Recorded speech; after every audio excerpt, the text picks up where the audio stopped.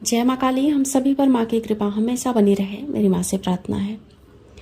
जब आपके साथ साथ माँ काली की शक्तियाँ चलने लगेंगी, माँ काली स्वयं साक्षात आपके आसपास रहने लगेंगी, तो कैसा अनुभव होता है ये आपके साथ में शेयर कर रही हूँ। ये मेरे पर्सनल अनुभव है और ये क्षणिक होते हैं, यानी कि थोड़े दिन के लिए होते हैं, ज़्यादा टाइम तक नहीं रह पाते हैं, क्योंकि हम इंसान हैं। हमारे जीवन का जो स्तर है ऊपर नीचे होते रहता है, तो ये अनुभव हमेशा बने नहीं रहते हैं। अगर उसको अस्थायी रूप से बनाकर रखना होगा तो हमें पूर्णतः संन्यास आश्रम में जाना होगा, यानी कि हमें पूर्णतः दुनियादारी को छोड़ना होगा।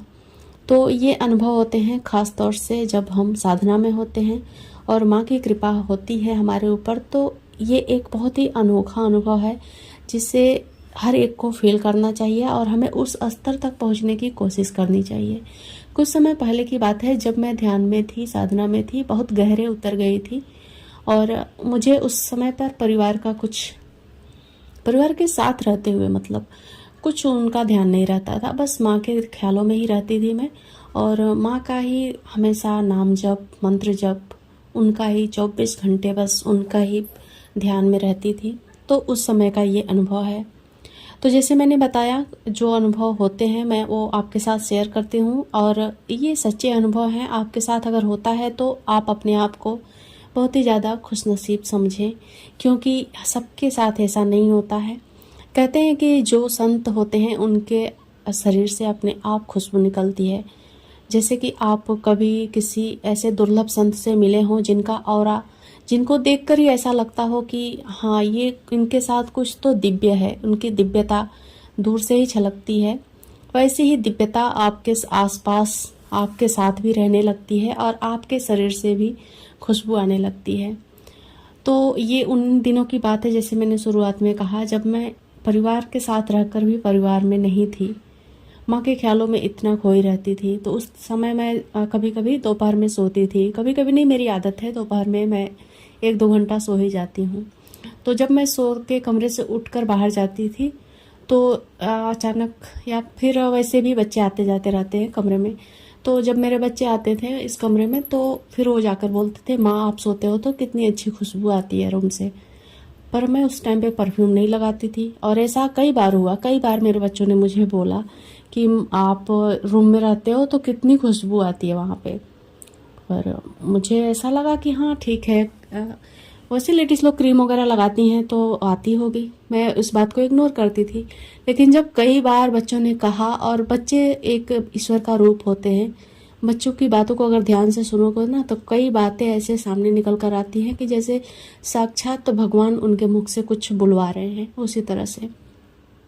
फिर मैंने नोटिस किया, मैं इस बात को ना जब 2-3 बार सुनी तो मैं वापस सो के उठी ना, तो वापस मेरा बच्चा एक दिन बोला ऐसे ही, तो वापस मैंने रूम में आकर देखा, जब जिस बेड पे मैं सोई थी, तो हाँ सच में वहाँ पर कुछ तो अजीब सी सुगंध थी, जो कि परफ्यूम की नहीं थी, फूलों की नहीं थी, इवन क्रीम की भी नहीं थी। जैसे हम लोग क्रीम लगाते हैं तो हमें पता होता है कि हमारे क्रीम की क्या खुशबू है।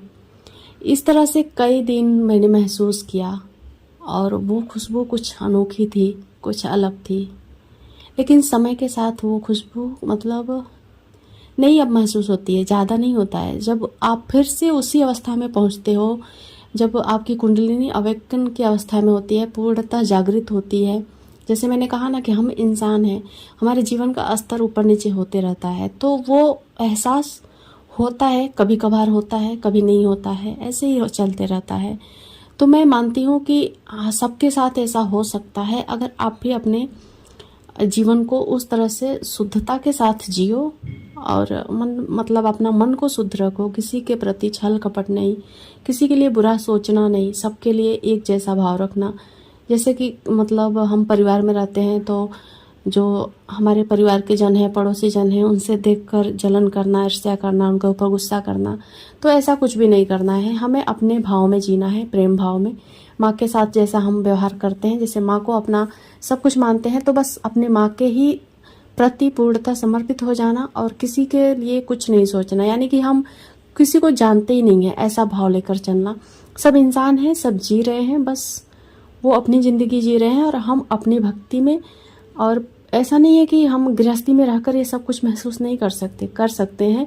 हम गृहस्थी में रहकर भी सन्यासियों जैसा जीवन जी सकते हैं, जैसे कि मैं जीती हूँ, और ये मेरा अपना अनुभव है।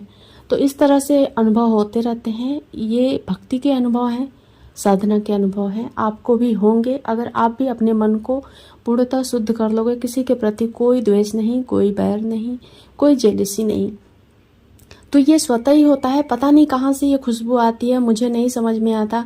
ये माँ की कृपा ही होती है कि अपने शरीर से खुशबू आना शुरू हो जाती है। जैसे कि बच्चों ने महसूस कर लिया, मुझे तो नहीं महसूस होता था, क्योंकि जब मैं रिटर्न आऊँ तब तक वो खुशबू चली जाती थी। लेकिन जब 2-3 बार मेरे बच्चों ने बोला ऐसा, तब मैं जैसे सो के निकली रूम से, तो फिर मुझे ध्यान आया कि हाँ, मेरे बच्चों ने बोला था, मैं जाकर देखती हूँ क्या सच में आ रही है। फिर जब मैं रिटर्न आई ना, तो मुझे वो खुशबू का एहसास हुआ कि हाँ, माँ साक्षात आपके साथ रहती हैं। जब आप उनको सब कुछ अपना मान लेते हो, माँ के लिए ही जीना मरना, माँ के प्रति जो कुछ भी है आपका जीवन, सब माँ का ही है। सब, ये शरीर, ये मन, ये आत्मा, सब कुछ माँ का है। तब ये खुशबू, ये एहसास आपको ज़रूर होगा। आप में से कितने लोगों को ये एहसास हुआ है, आप कमेंट में ज़रूर बताइएगा, मुझे बहुत ही ज़्यादा प्रसन्नता होगी।